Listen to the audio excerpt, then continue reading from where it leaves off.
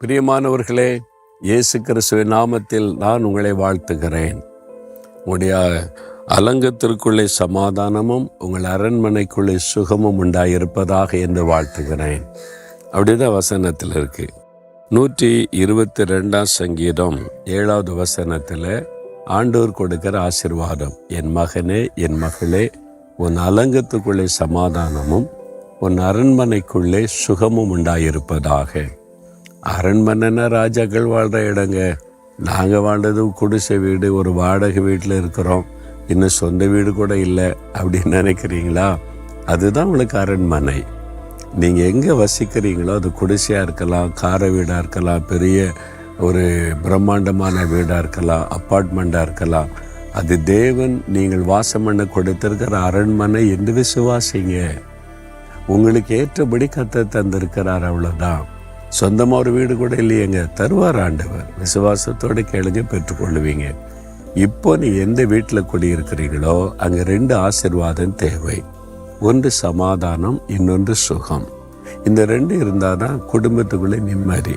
அரண்மனை மாதிரி பெரிய வீடு இருக்கும், நான் உங்கள் வீட்டுக்கெல்லாம் ஜெபிக்க போயிருக்கேன், உள்ள நிம்மதியே இருக்காது, சமாதானமே இருக்காது, துக்கமாக சோகமாக இருப்பாங்க.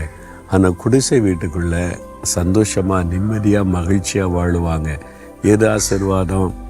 பெரிய வீட்டில் போய் உட்கார்ந்து துக்கத்தோடு இருக்கிறதா, குடிசை வீட்டுக்குள்ளே இருந்தாலும் சந்தோஷமாக மன மகிழ்ச்சியாக இருக்கிறதா? அப்போ தேவன் கொடுக்கிற ஆசீர்வாதம் என்பது கட்டிடத்தில் கிடையாது. உங்கள் வீட்டுக்குள்ளே தேவன் கொடுக்கிற 2 ஆசீர்வாதம். ஒன்று சமாதானம். உங்கள் வீட்டில் எப்போவுமே முறுமுறுப்பு, சண்டை, கணவன் மனைவி பெற்றோர் பிள்ளைகள் சண்டை, அப்படி பேசுறது இல்லை, மூஞ்ச திருப்பிக்கிறது, நிம்மதி, இது ஆசீர்வாதமா? அப்போ தேவன் கொடுக்குற ஆசீர்வாதம் வீட்டுக்குள்ளே நிம்மதி இருக்கணும், சமாதானம். கணவன் மனைவிக்குள்ளே சமாதானம், பெற்றோர் பிள்ளைகளுக்குள்ளே சமாதானம், மாமியார் மருமகளுக்குள்ளே சமாதானம், குடும்பத்துக்குள்ளே வீட்டுக்கு வந்தாலே ஒரு நிம்மதியாக இருக்குது, சமாதானமாக இருக்குதுன்னு சொல்லணும். அந்த மாதிரி ஒரு இடமாய் தேவன் உங்களுடைய வீட்டை ஆசீர்வதிக்க விரும்புகிறார். அடுத்தது சுகம். ஒரு வீட்டுக்குள்ளே வியாதி இருந்துக்கிட்டே இருந்ததுன்னா என்னங்க ஆசீர்வாதம்?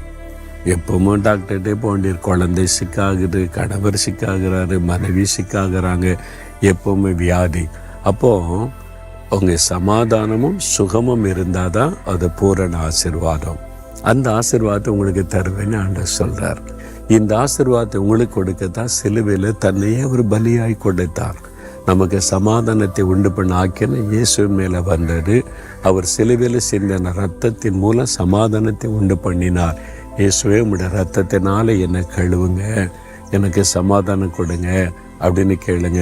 எங்கள் வீட்டுக்குள்ளே உங்களுடைய ரத்தத்தை தெளிக்கிறேன், உங்களுடைய சமாதானம் வீட்டுக்குள்ளே எப்பவும் நிலைத்திருக்கணும் அப்படின்னு ஜெபம் பண்ணுங்க. சுகம்.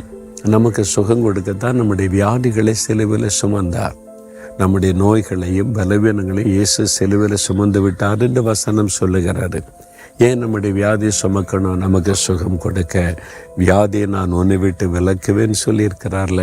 என் குடும்பத்தை விட்டே வியாதியை விலக்குங்க, நல்ல சுகத்தை கொடுங்க அப்படின்னு கேளு. இந்த 2 ஆசீர்வாதம் இன்றைக்கு இதயத்தில் கை வைங்க.